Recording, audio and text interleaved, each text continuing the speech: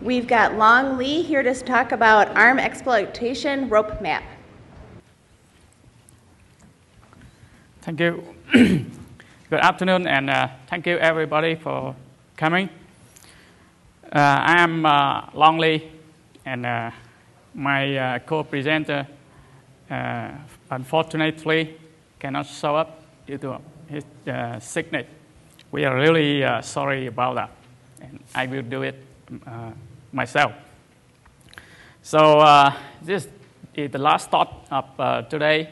We were talking about return-oriented programming on ARM architecture, and we will talk about automatic payload generation for ROP payload on ARM architecture. So just a quick introduction.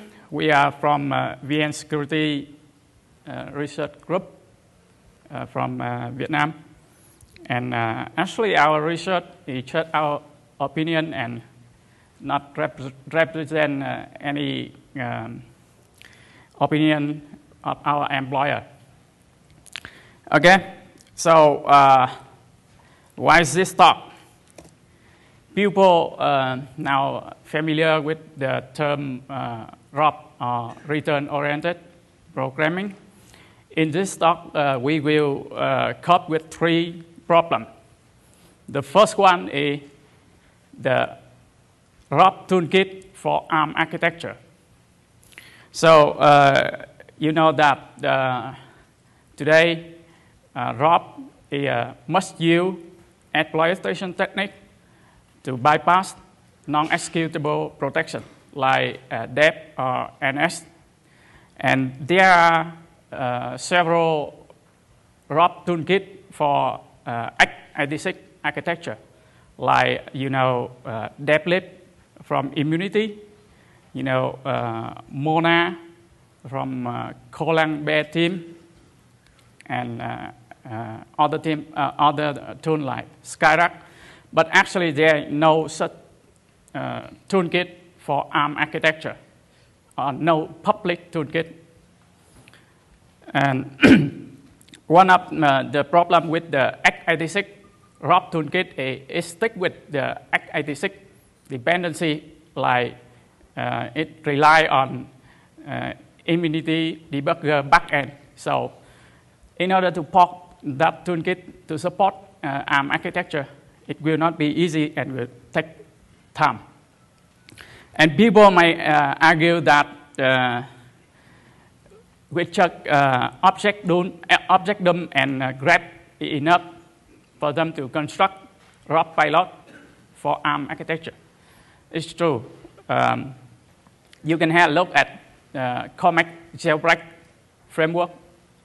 So he just use Auto and grep to find the gadget. But it will be take time to construct the ROP gadget like that way.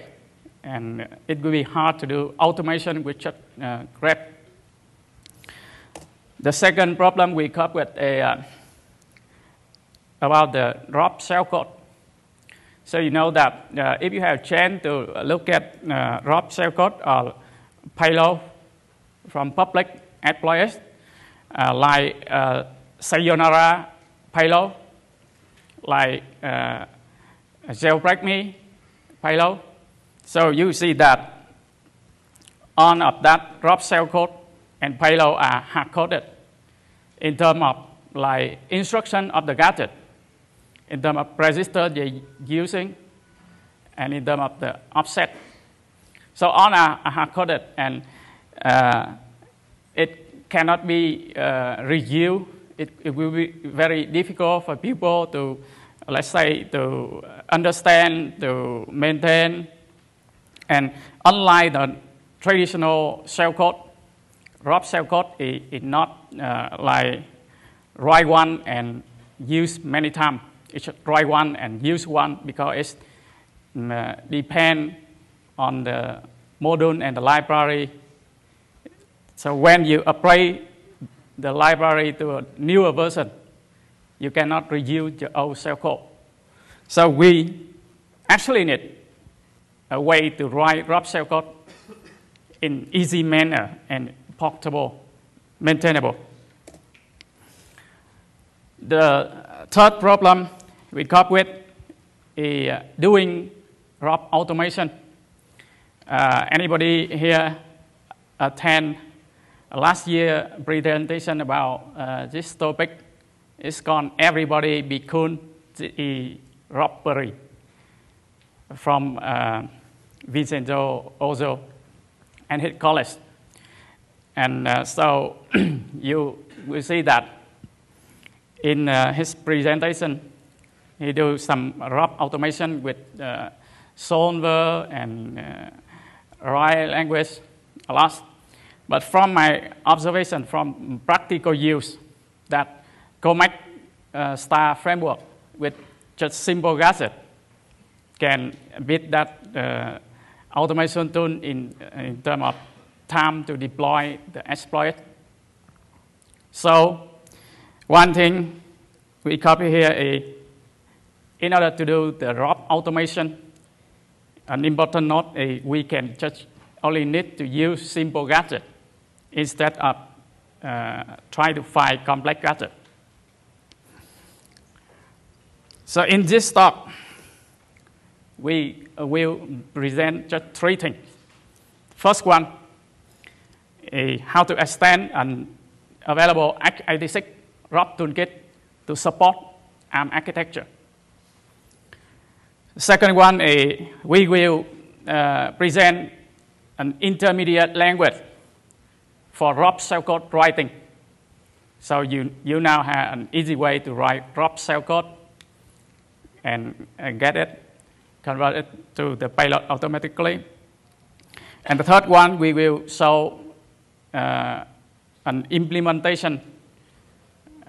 We can call it an ROP assembler to assemble the ROP shellcode to the payload. And that is one of our implementation.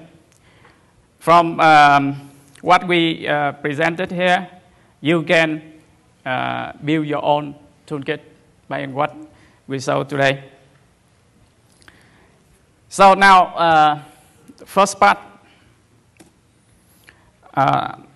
yet at the end, by the end, you can see on the screen from the left, you will have a way to write ROP shellcode in easy manner. So you can see that the ROP shellcode is easy to understand, short, clean, and then it can be transferred to gadget chain automatically, and that depends on the architecture here for the ARM architecture. And finally, we have the payload for the exploit automatically.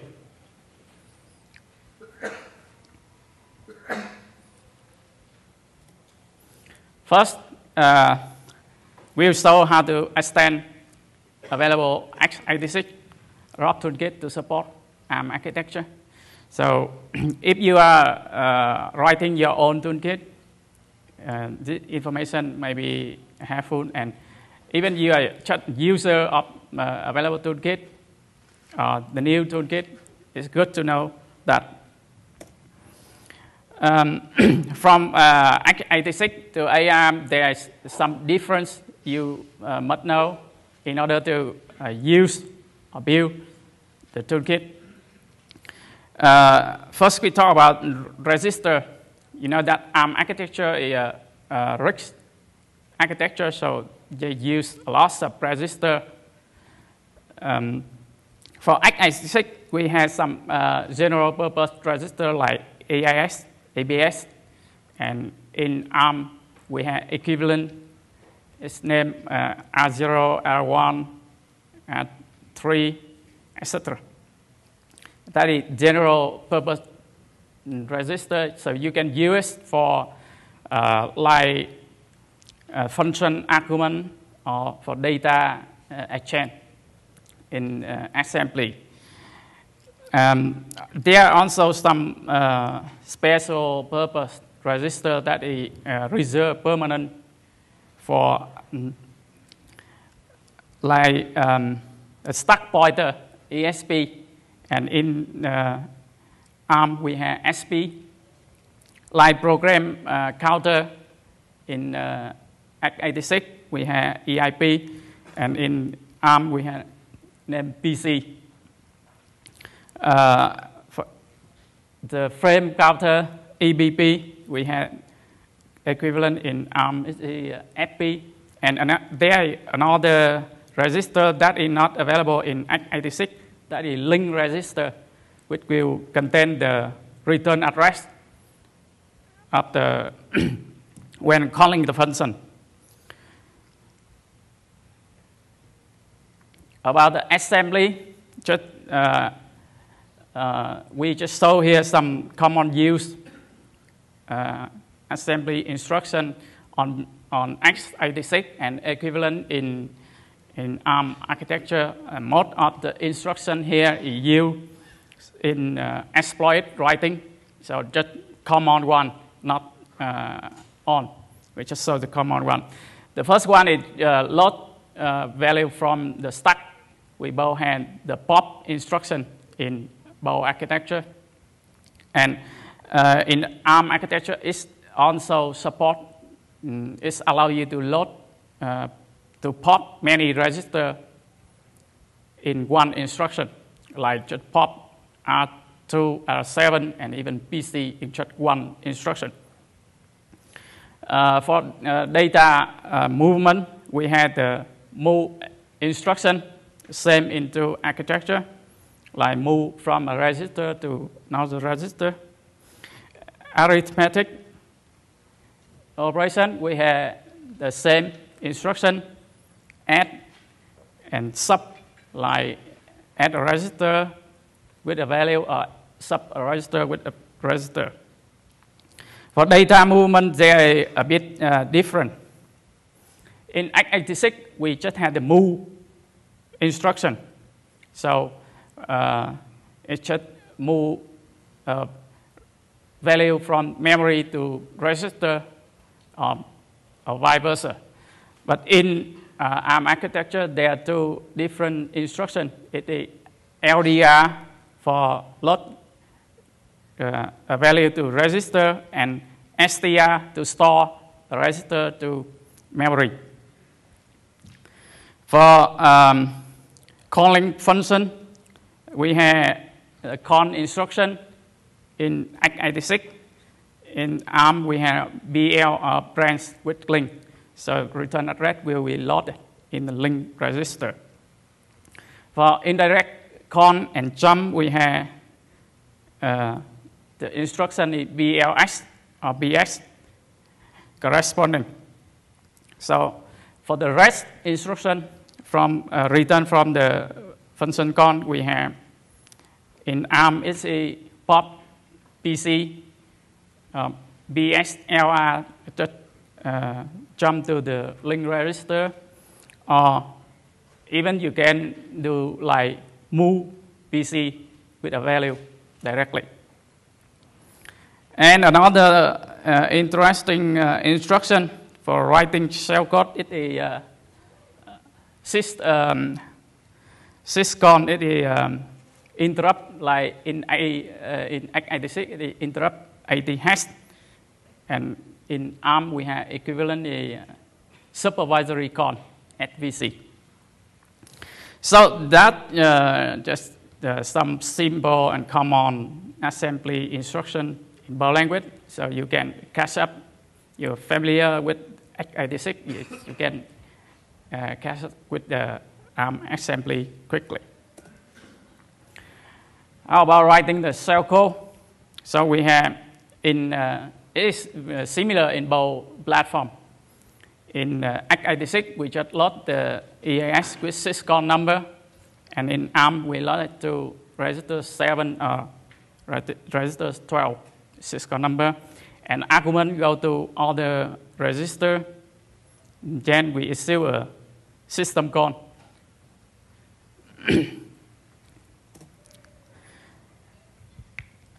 For ROP gadget, so on x86, we looking for the red instruction. In ARM architecture, it equivalent is pop something, then PC. It can be treated as a red. BSLR, it jump to the link register. For example, in x86, a very common ROP gadget like pop red. So in ARM, it's just in one gadget. It is pop, L1, L2, and PC. So it may be different. And for indirect gadget like return in con EAS or jump EAS, we have in ARM a BLS, a register, or BS to register. Note that for x86 architecture, there are no alignment of the instruction, so you can find a lot of gadgets from unintended code, like something the code is just do data movement, but by shifting every byte, you can find interaction gadget. In ARM architecture, there's a bit different. Instructions are on alignment by every 4 byte or every 2 byte. It depends on the ARM mode or thumb mode. So most of the gadgets on ARM you can find from intended code. So that's why ObjectDum or OTool will work for you. So in order to find the gadget, the algorithm will be the same as in the x86. You just search for a red equivalent instruction here, like pop something PC. And for indirect return gadget like BS or BLS to a register, so we have the code represented in the Python regular expression format. So just need to find a rest line instruction, then we will disassemble backward every 4 byte for ARM mode or every 2 byte for thumb mode, and we will stop when there is an invalid instruction or we read the depth we control. So it's the same. The algorithm will be the same. And you can use your own disassembly library. From public, I know that there are just a few disassembler libraries support ARM architecture. And in our implementation, we use RADAT tool with Python binding. So we have a quick demo here.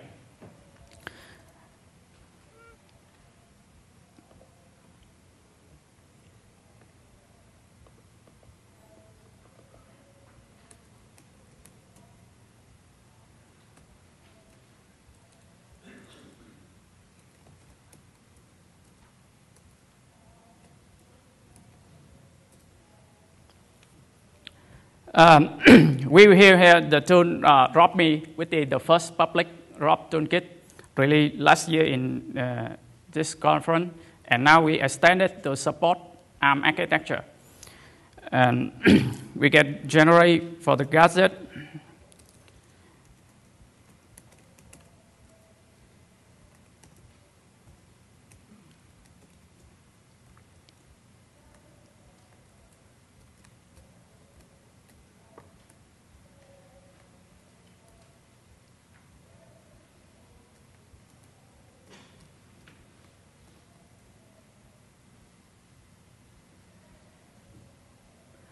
So just that a few minutes to generate the whole gadget for libc of Android platform.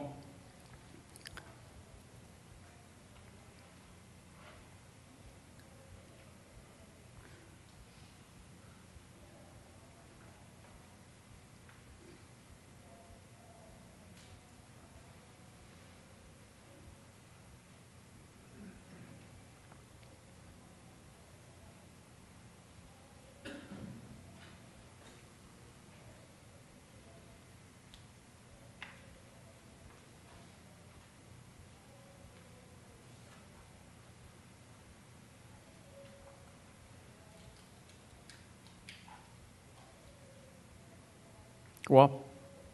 Maybe too big.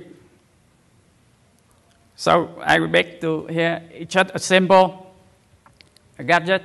So with the tool now, you can search for the gadget easily. It must be more convenient than grab with plain text.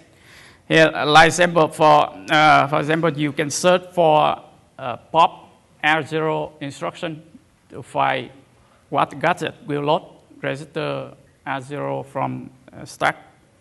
Or you can search for the gadget that load register R0 from another register reference. So, okay, 1 minute to generate the gadgets. Now you can search for like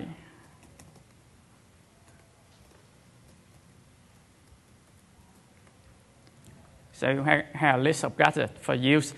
And now if you are satisfied with that, just it's okay, you can go and build your ROP exploit with that tool. It's now available for you to use. But it will take you a lot of time to write the shell code and the payload. And what we intend to present today here is a way to do it automatically, so it can save you a lot of effort in exploit development process. In the next, we will present an intermediate language for ROP shellcode writing. So you can write the ROP shellcode an easy way, you can get it compile or assemble to the payload automatically, and that shellcode will be, let's say, easy to understand, easy to maintain, easy to implement yourself if you want to build your own toolkit. For here, an example of ROP shellcode extract from the jailbreak.me framework. So for practical ROP payload, in common payload, what they do are just chain many library calls together to bypass non-executable protection. Or they just disable non-executable protection with mprotect, virtual protect, something like that, and then transfer the normal shellcode to target memory, and then just execute it. And from our observation, common operation for ROP shellcode is just involved in register assignment. So just load register with value, and data movement, like something you want to make a parallel stack for your data preparation purpose. So you just need data movement instruction. And finally, making call to function call or system call. And that's enough to write the ROP shellcode. So we introduce a language to write the ROP shellcode. It is just a simple procedural assembly language. So everybody is familiar with assembly, so we made it like assembly, so people can learn it easily. It contains only 6 instructions, very small instruction set, so you can remember it. And we do not invent new register name, so just define the instruction, and you would use the native register from the platform. Like for x86, we still use EAS.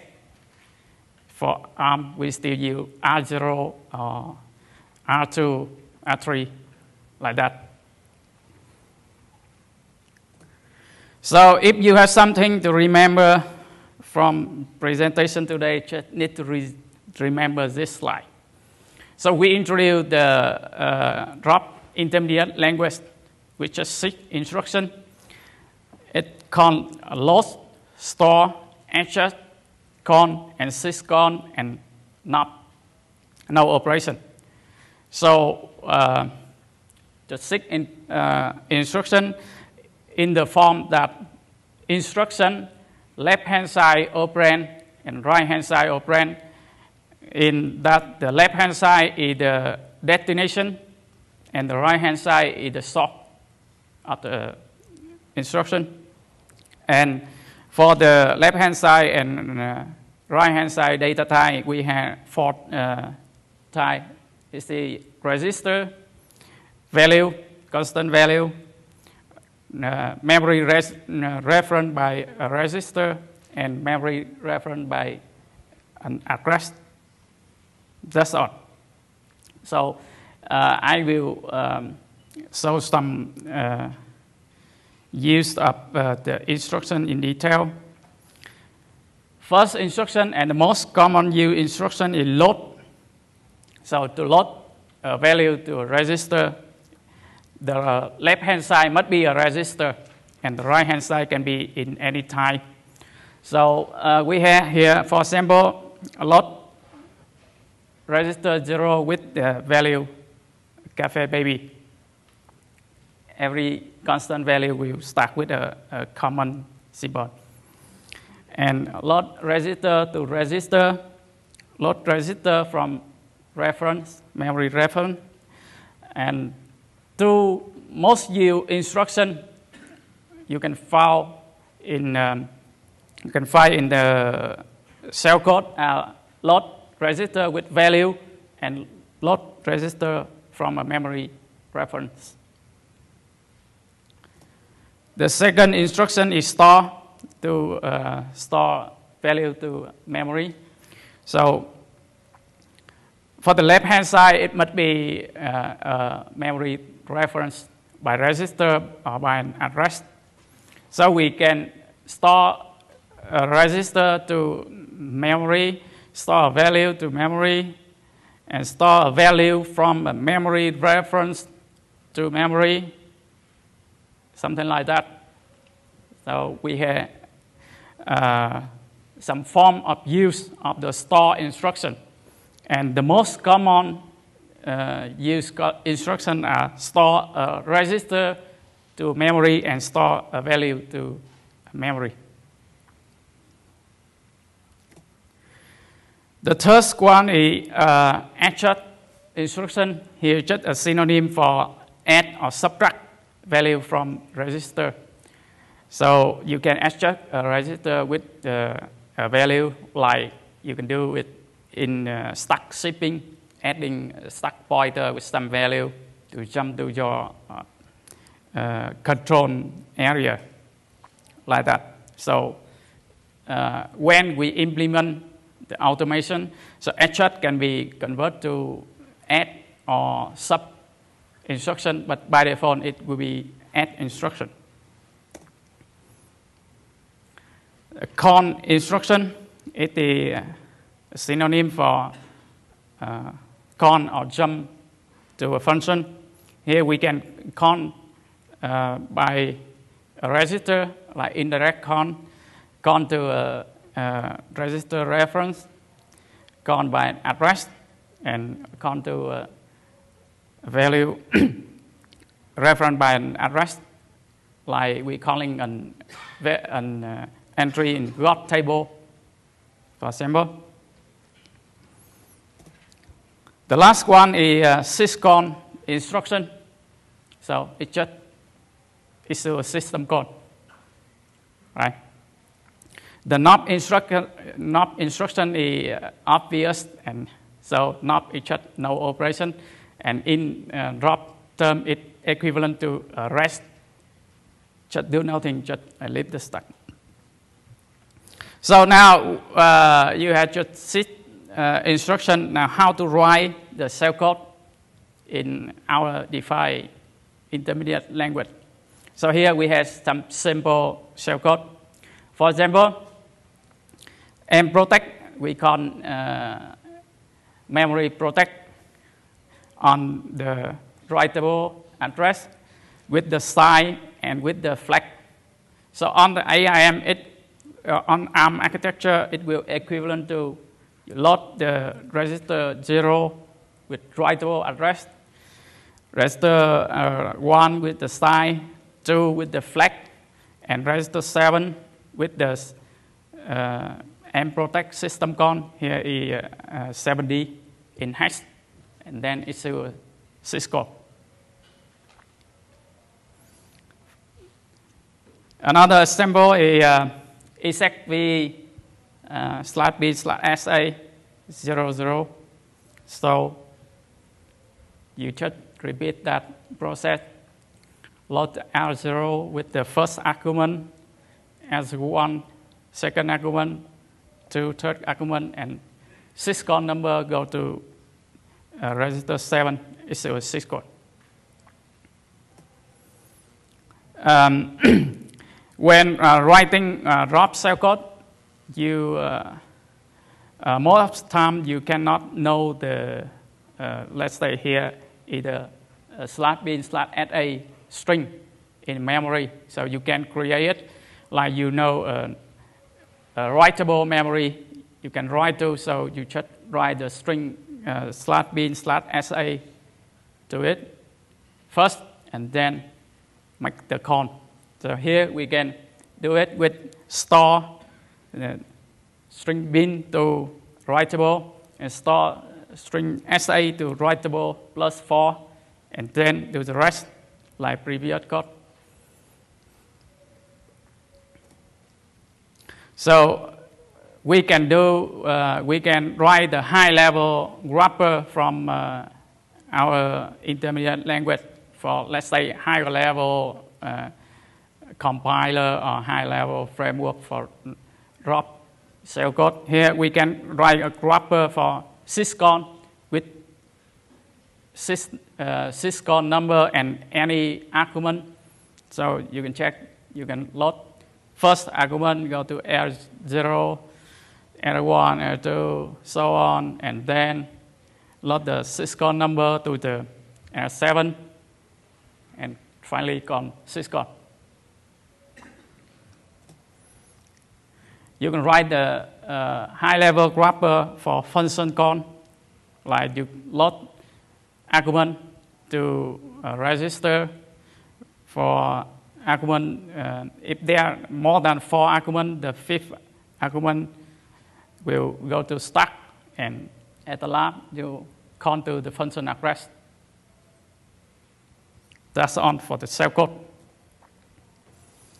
You can write a wrapper for, let's say, cell deletion from function con to some memory, or doing repeating write every 4 bytes to a memory region. So we have a cell code, but it will not be usable if we don't have an automation tool to convert it from the cell code to gadget and then payload.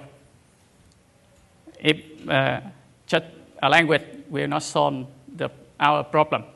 So here our implementation is called ROPMAP. Something to note about ROP automation. So you may know some of the available ROP automation toolkit, like DevLib for x86 architecture from Immunity, and like the tool called ROPRI Warp compiler from Dynamic, but it's not public. And in the toolkit, what they do formulate every instruction to expression, and then evaluate with the SMT or STP solver. It will be very complicated, and frankly, I don't have any experience with the solver. So to be not that, to do ROP automation, if you remember the third slide, that simple gadget, we can do automation with just simple gadget and no solver here. So our implementation, what we call the ROPMAP. Here we define the ROPMAP is just direct mapping from ROP instruction to assembly gadget. So, for example, from one ROP instruction to one or more assembly gadget. And what we will map it to just to primitive gadget. What we call it the simple and short gadget and most available in every binary. And another map we define here called chain map. In case there is no direct mapping from ROP instruction to assembly gadget, we will map it to another chain of ROP instruction. We'll show it later. So we will have a complete map from ROP instruction to assembly gadget or to another ROP instruction. Then we define an engine to search and chain gadget together based on the map. So with the map, you can search for any gadget, chain them together, and finally generate the chain.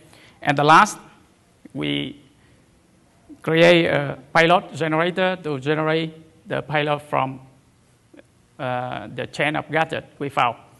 So here I will show simple ROPMAP for load instruction. Idea here is simple. Let's say you want to load a register with a value. So available assembly gadget, we have let's say the instruction is move value to register, right? Or it can be a pop instruction to pop value from the stack to the register, or it can be the LDR instruction to load register from the stack. So for the load value to register, we have three. We can map to three gadget instruction. For the load register to register, similar, we can have three possible instructions like move register to register or add register register. For the loss register from reference, memory reference by register, we had LDR instruction. And the last one, you will be notice that for the last one, there will be no equivalent instruction in ARM architecture that will load value from memory referred by an address to register directly. So here we map it to two instructions. That the first one is load address value to a register, then we load the register from memory reference by register, which already mapped in our previous map. Do you do liveness analysis and register allocation as well in the chaining?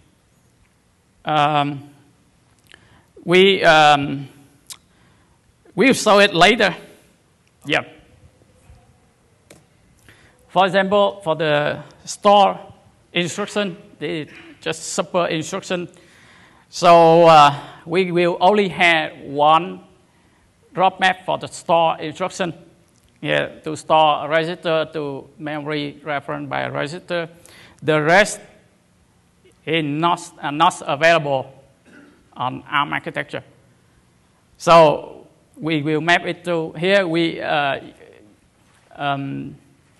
You will be noted that we just do the binary mapping. So one instruction, one ROP instruction, will be mapped to most two instructions. So for store instruction, it can be mapped to a load and then a store. So, for example, to store a value to a memory referred by an address, we will do first load that value to a register and then store the register to memory address. So it will cover all possible scenario of use of our instruction here.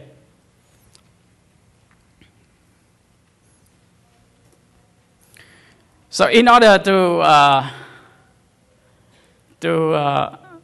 convert from ROP shellcode or ROP instruction to chain of gadget, we build an engine called assembler engine to automatically search for the gadget and chain them together.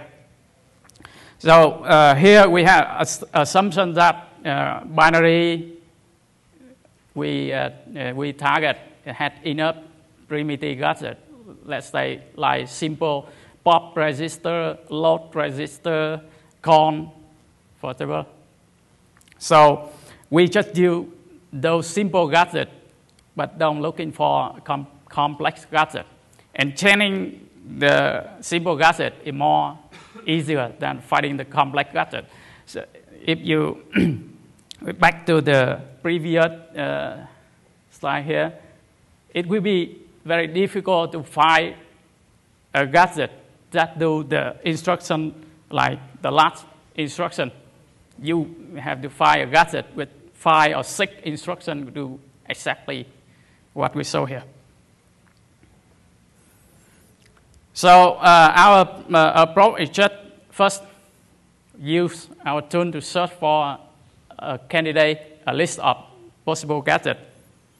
And then we will chain them together via what we call a pair matching, like left-hand side of this gadget matched with the right-hand side of this gadget, and left-hand side of this matched with the left-hand side of this.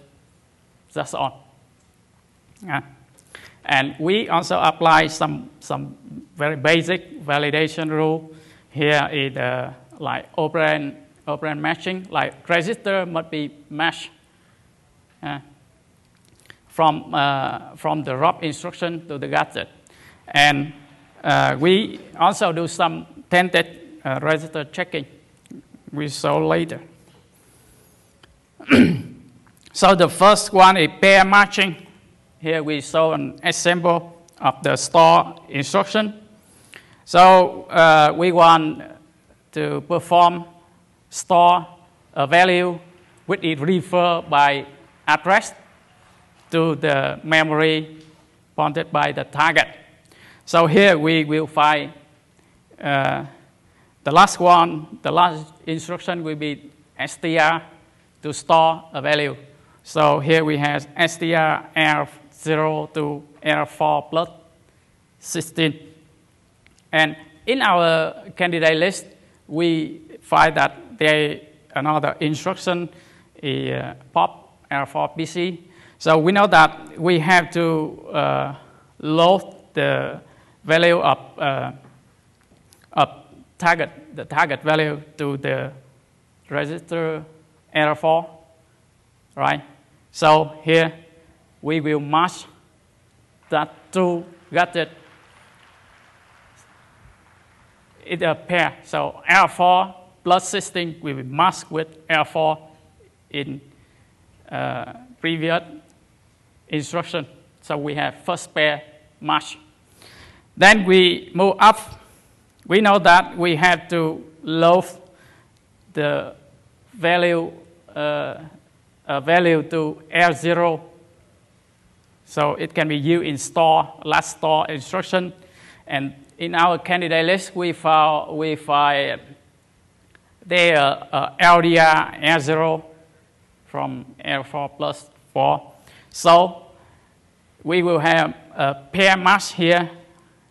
Left-hand side, the R0 of the second instruction with the fourth instruction. So it matches. And we know that the value of address must be loaded into register error 4. So again, in our candidate list, we found that pop error 4 PC, so it can be a match.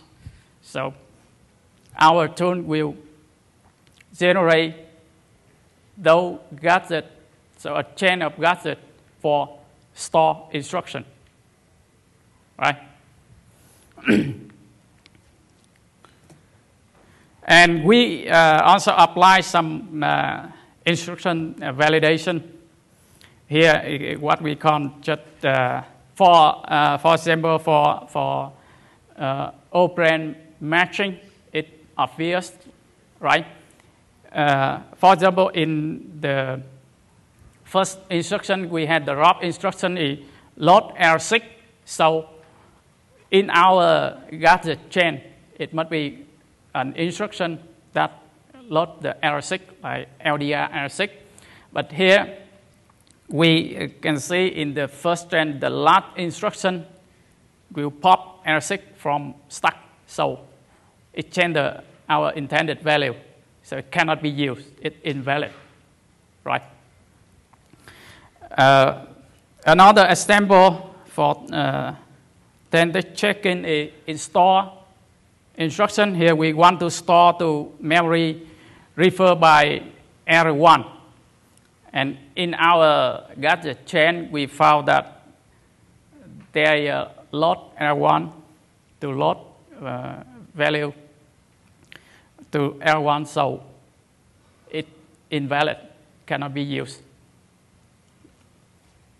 Just that simple, and we just do that simple, and it works on most of the case. It's not complete, it's not 100% complete, but let's say just 80% is enough, and it can save you a lot of time in exploit development. We will show. Here in an example of ROP cell code to the gadget chain. Here we had the ROP cell code for exec/bin/sa. So ROP code load R0 equivalent to the pop R0 PC. Load R1 is pop R1 load. So just very simple, just some pop instruction, and then finally the system call instruction. And you can see here in the chain, there are some instruction may be duplicated in terms of load in the register, right? But we don't care now. Now we have the gadget chain. It's a big improvement from nothing to a gadget chain automatically, but it's still not enough. If you have to do the payload manually, you still have to spend lots of time to put the right value on your payload, right? So here we create a payload generator with input from the ROP instruction, or it can be in a gadget instruction. It can be a constant value on stack with some constraint and value winding, what I will explain it later. And then we create the output if final payload you can use directly in the exploit. And it is noted that our payload generator is automatically but not optimized inside. So in order to do that, we do some basic emulation for gadget instruction. Here we will emulate every single gadget, and only the stack related operation like pop register from the stack. So we just do that. And we perform the rollback, automatically rollback value to stack position. So if you pop a register from the stack So we must write your intended value to that position. The idea is just that simple. So in order to do that, we do a reverse process. We will do the pair matching from the bottom up. So from the last gadget instruction up. And just do some simple math calculation like write to R4 plus 16 with value 10, then you will have on the stack, just subtract it. And we will do the value binding feedback to the next instruction. So if there is some duplication, the value is still correct. First, we do the reverse matching. You can see here, for example, if you want to load register R0 from memory pointed by address, so you find the chain pop R40 and then load R0 from R4 plus 4. So you do the reverse from the last instruction back.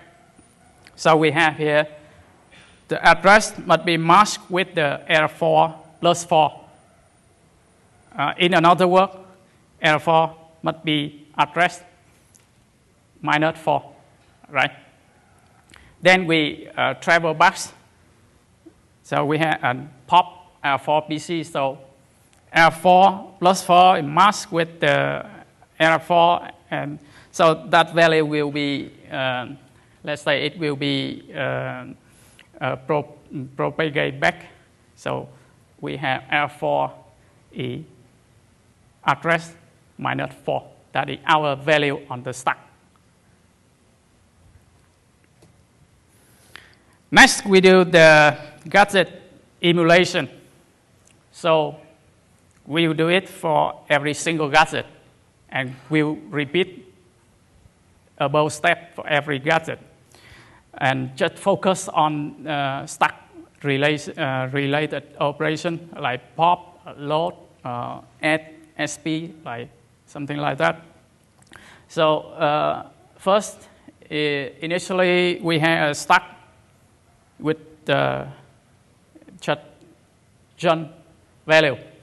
We put it just junk value, and every register is free, is uninitialized. Then we execute the instruction here. For example, we had the instruction is pop, R2, 3, 7, and PC with the value binding, mean the value from the reverse matching provided.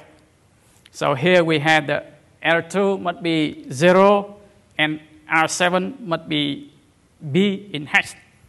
So by executing the instruction, we will have, so it's just pop value from the stack. So we have R2 is junk, 3 junk plus 1, and 7 is junk plus 2. Next. So when we finish the execution of the instruction, we now write back the value to the stack. So here we had the value binding R2 is 0 and R7 is B in hash. So we search back for R2, it is junk, so we map to our stack and place 0 at the first position. We'll map back the R7 is B in hash, so junk plus 2 or the third position on the stack must be B in hash. The rest we don't care. We put with the junk value. So the final payload we have on the stack is 0, junk, and B. And for the output payload, we can have here just an example for previous ROP shellcode. Here is the execv/bin/sa with 00. So its output is the ROP code, the gadget instruction, and then the payload. We have here gadget offset value, gadget offset and required value on stack. You can see here there are some duplication.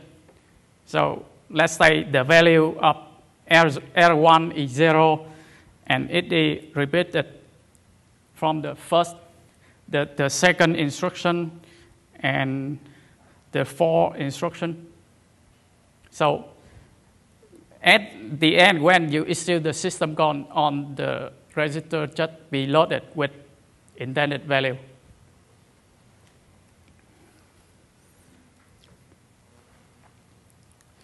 Okay, so now we will have a demo.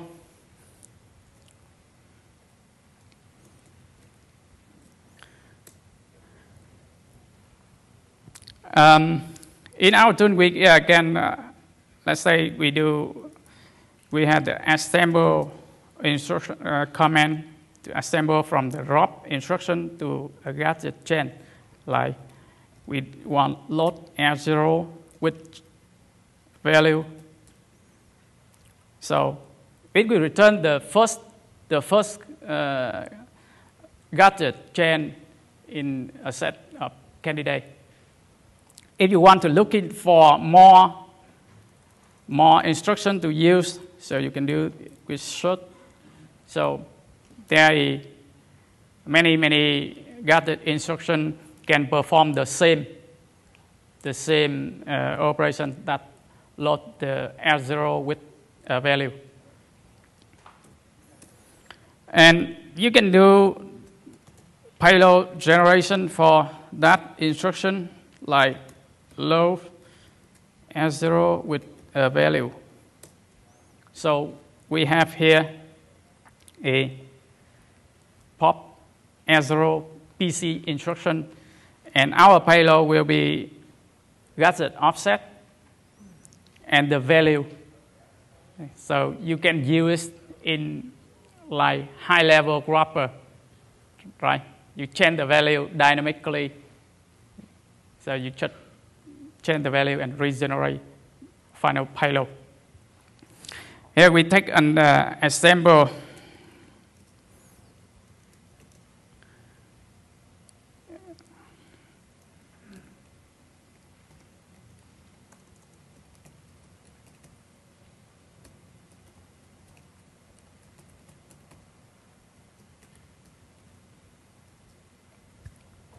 So here is shell code to exploit buffer overflow bug on ARM architecture. For example, here we have our target is B0 1200. So it's a writable memory address from linker of Android.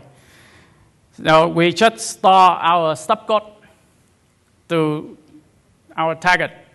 So simple instruction, just store it. And then we do the mprotect system call here, load R0, R1, R2, R7. And actually there is another trick that we load the R4 with a value for stopcode, prepare for stopcode. And then issue a system call to call mprotect and turn the memory to readable, writable, and executable. And then we just jump to it and execute the stopcode and the rest shellcode. So we will generate the payload for this shellcode payload.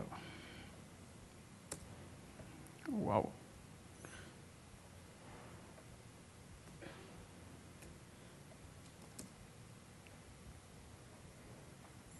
So we have here every ROP code will be translated to a ROP gadget, and then the payload, corresponding payload, we store here. So you can sell it to let's say a file like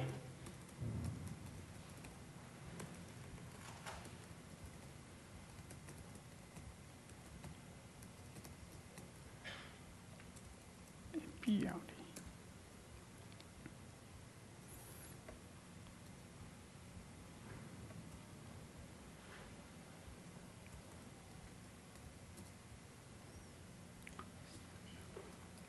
For example, here we had generated just in form of high-level wrapper of the payload.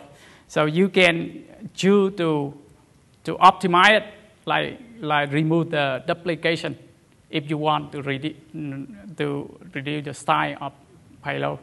Or you can change the value, like base value to runtime, to correct runtime value. Right?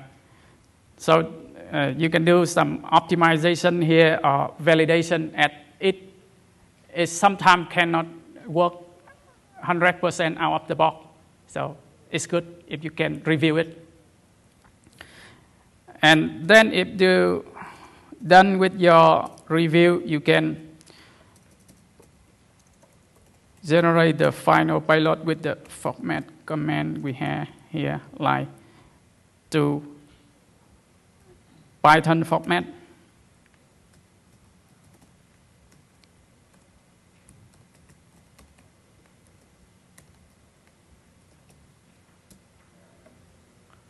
So just copy it to your Python exploit script. Right. You can generate it to the like string format, put in C code, for example, or even you can generate to binary format to put it directly to the payload.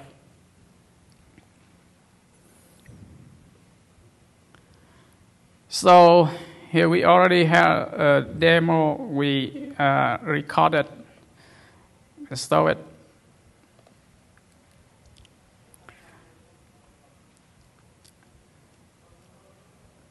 To set the time, we need to run the Android emulator.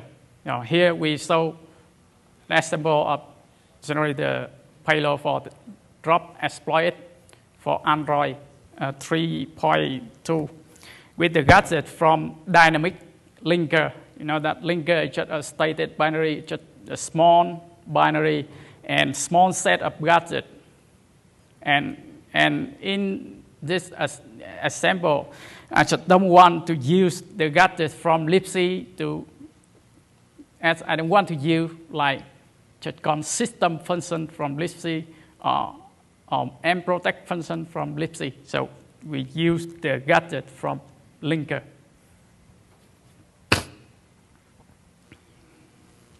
So this is the same what we have.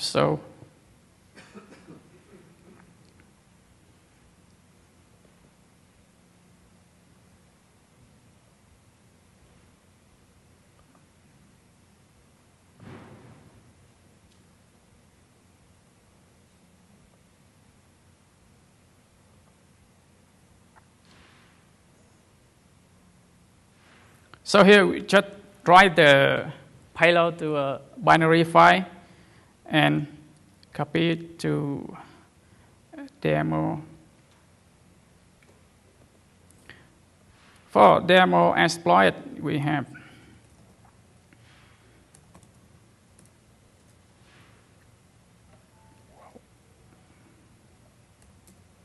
so here we just have by shell. I reuse from other people. Then we have padding value. The payload will be padding plus drop a from, we will load the drop stop from the file provided in the argument call. So just run it.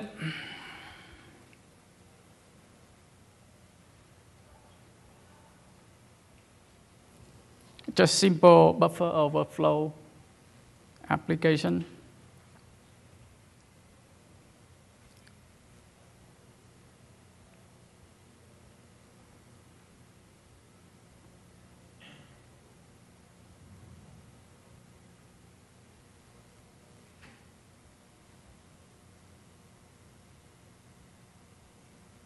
it crashed because we run in S3, and here you can see that it count to M protect with return value is 0. That means it finished successfully.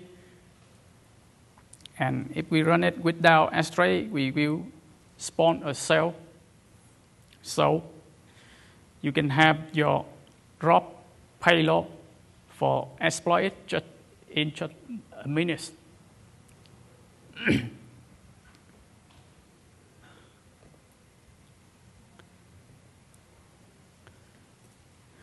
So it's still lots of things to improve. And for example, we have to optimize the output payload to reduce the duplication. For example, we can load multi-register in one instruction, for example. And here we don't support ARM in thumb2 mode, just ARM and thumb, thumb2 mode. If we support the thumb2 mode, we can be found more gadget. But actually, it's not necessary right now. We can extend the engine to support x86 and x86-64. Actually, it partially works right now. We can search for the gadget chain, but for the payload generation, it's still something to do. And we might add more interesting instruction for our ROP instruction set, like support the conditional jump or loop instruction.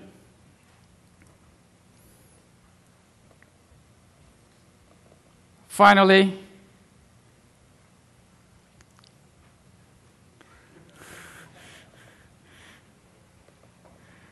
thank you.